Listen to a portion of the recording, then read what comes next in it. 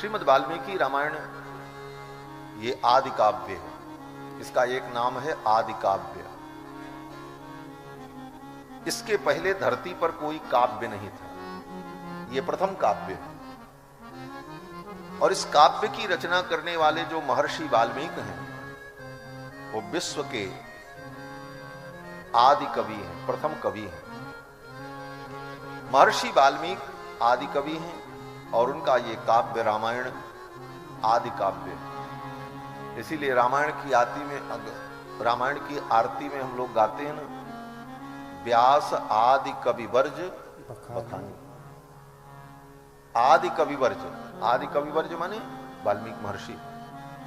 व्यास आदि कविवर्ज बखानी, काग भुसुंड गरुण के ही की आरती श्री रामायण। और रामायण यद्यपि रामचरित्र से जुड़े हुए जितने ग्रंथ हैं उन सभी ग्रंथों को हम लोग सामान्यतया रामायण कहते हैं। अमुक रामायण, अमुक रामायण, अमुक रामायण। लेकिन रामायण केवल कहा जाए तो रामायण का मतलब होता है वाल्मीकि जी की रचना, आदि काव्य। गोस्वामी तुलसीदास जी ने जो लिखा श्रीमद् रामचरितमानस, उसको भी रामायण कहते हैं। लेकिन उसको क्या कहते, बोले मानस रामायण। वेद व्यास जी ने भी लिखा,